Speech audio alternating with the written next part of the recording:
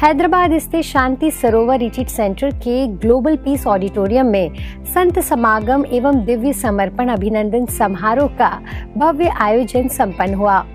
ये कार्यक्रम न केवल संतों के मिलन का एक अद्वितीय अवसर था, बल्कि समर्पण, सेवा और आध्यात्म की ऊर्जा से भरपूर एक आध्यात्मिक उत्सव भी रहा।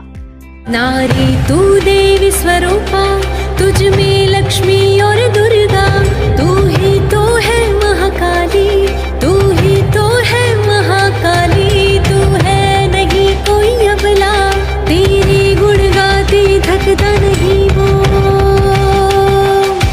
तेरे गुण गाते थकता नहीं वो, परम पिता शिव भगवान, वंदे मातरम कहता वो, देता वो नारी को सम्मान। नारी शक्ति तो है महान, शक्तियाँ तेरी पहचान, नारी शक्ति तो है महान। समारोह की शुरुआत दीप प्रज्वलन से हुई, जिसमें पधारे हुए सभी संतों ने मंच पर आकर ईश्वरी प्रकाश का प्रतीक दीप जलाकर वातावरण को पावन बना दिया।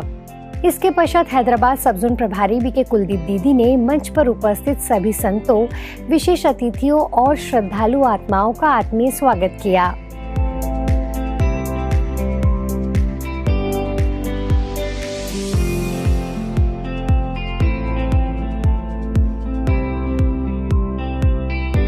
ये ईश्वरीय विश्वविद्यालय में कोई भी धर्म जाति का भेदभाव नहीं होता है, क्योंकि यहाँ आध्यात्मिकता सिखाई जाती है। धर्म का प्रचार नहीं करते हैं। धर्म क्या है?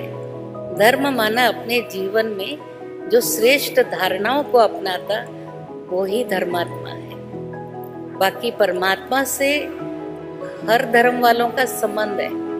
सब कहते हैं गॉड इज वन, ईश्वर एक है, अल्लाह एक है, तो फिर हमारे अंदर भेदभाव कब से आया?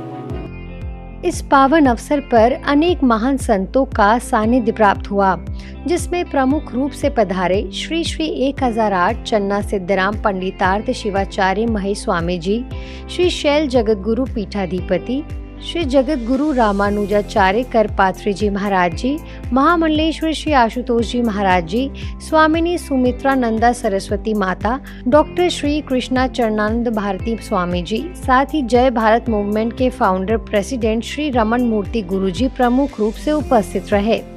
समर्पण के अवसर पर हम लोग पधारे हैं, इसलिए हम सभी लोगों का भी परम सौभाग्य है। समर्पण कोई साधारण वस्तु नहीं है।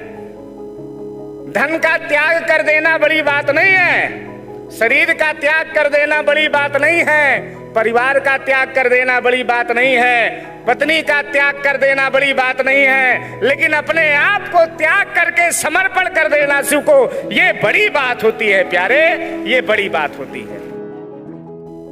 राष्ट्रपति के प्रतिनिधि एस.सी. गणेशिया ने मुझसे कहा, करपात्री जी मेरी इच्छा है कि नोबेल अवार्ड ऑफ इंडिया किसको दिया जाए?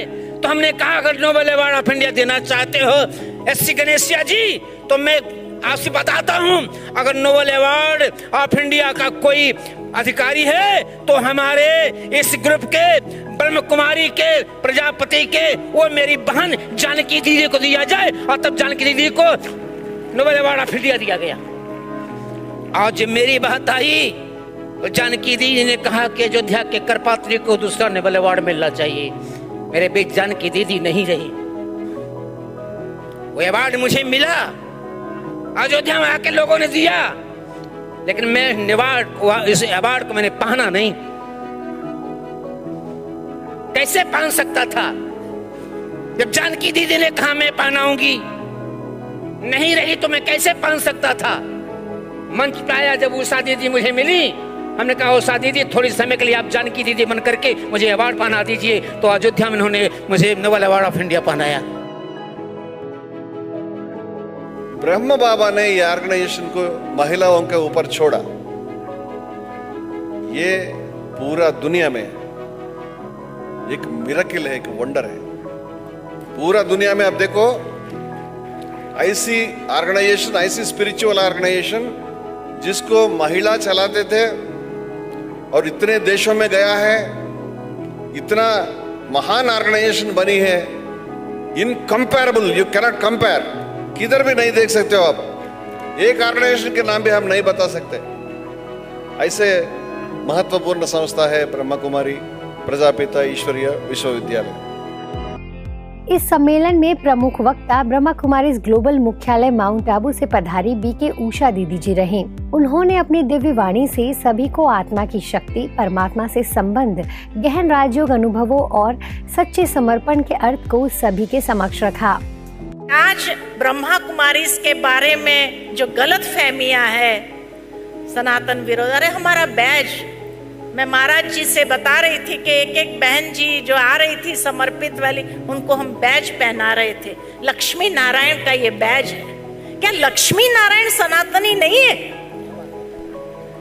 लक्ष्मी नारायण सनातनी नहीं है। हमारा तो बैज ही सनातन धर्म का प्रतीक है कि जिस तरह लक्ष्मी नारायण ने जीवन जिया तो आज पूज्य बन गए, मंदिरों में स्थापित हो गए, इतने पूजनीय बन गए।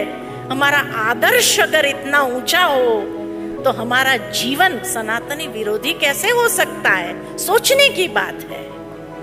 भावार्थ यही कि ये हमारा लक्ष्मी नारायण के बैज को हम कहते, ये हमारा मंगल सूत्र है। जो भी शिव विवाहित होती है बहनें, उनको सबसे पहले यही बैज मिलता है। ये बैज माना ही ये समर्पित है।